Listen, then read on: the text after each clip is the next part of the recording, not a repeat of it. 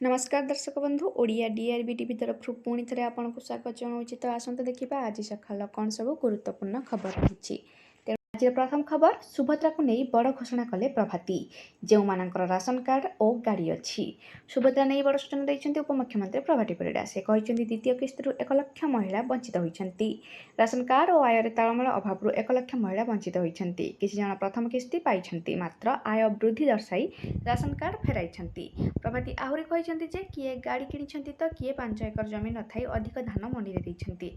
एने मार्च 31 पर 1-to-1 survey कर राखी पूर्णिम वंचित योग्य हिताधिकारी द्वितीय किस्ती पाइबे। मार्च 31 पर्यंत जो मानक 21 वर्ष होउथिबो सेमाने आवेदन करिपारिबे।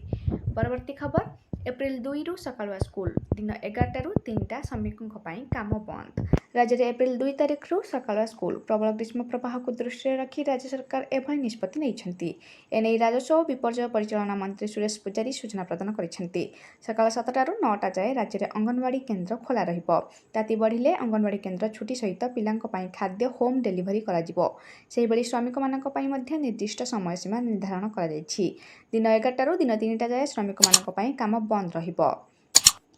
परवर्ती खबर 10 गुणा बढ़िला ट्राफिक जोरिमाना। भारत सरकार 2025 कठोर ट्राफिक नियम लागू करछन्ती।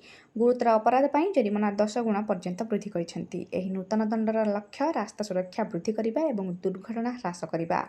बेपरुआ गाड़ी चालना, मद्यपान करी गाड़ी चालना एवं ट्राफिक उल्लंघन वृद्धिर प्रतिक्रिया रे सरकार आईन पालन सुनिश्चित करिबा पई कठोर पदक्षेप नेछन्ती। 1 मार्च 2025 ठारू सरकार ट्राफिक उल्लंघन पई वर्धित दंड पई लागू करिबे। परवर्ती खबर ओडिशार विभिन्न जिले में घड़घड़ी सह वर्षा। बुधवार भारतीय पाणीपाग विभाग पूर्वानुमान करिछि जे मार्च 20 ओडिशार अनेक जिलार झड़ वर्षा होइपारे।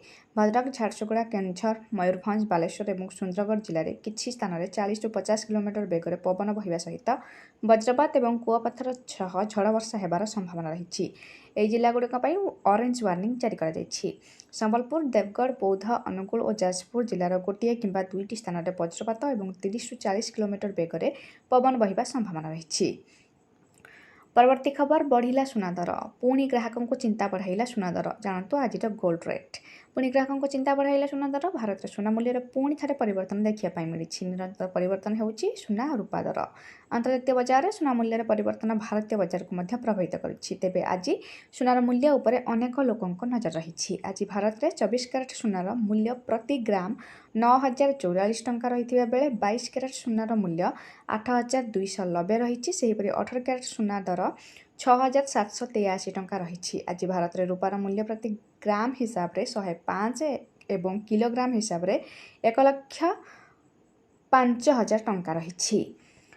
परवर्ती खबर खूब शीघ्र भोटर आईडी सह लिंक हेब आधार। निर्वाचन कमिशन ईसी आज कहते आधार नंबर को भोटर परिचय पत्र सहित लिंक करने आईन एवं सुप्रीमकोर्ट निर्देश अनुଯାयी कड़ाकड़ी कर।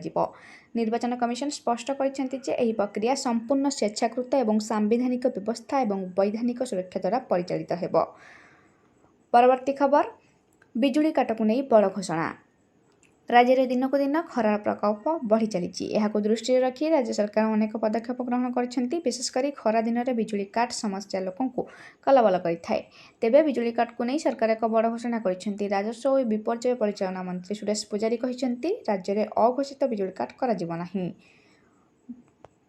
परवर्ती खबर प्रधानमंत्री सूर्यघर योजना को नहीं बढ़ुची लोकों आग्रह। गृह में तथ्य रखिले उपमुख्यमंत्री।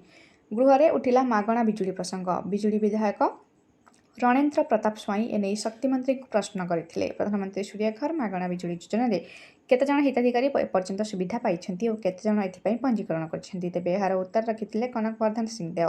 मंत्री कहवा अनुसार पीएम सूर्यघर योजना पाई राज्य में आग्रह बढ़ुछि। वर्तमान सुधा एथिपाई 93,367 जन लोक पंजीकरण कर। आज 24 जाए वर्षा।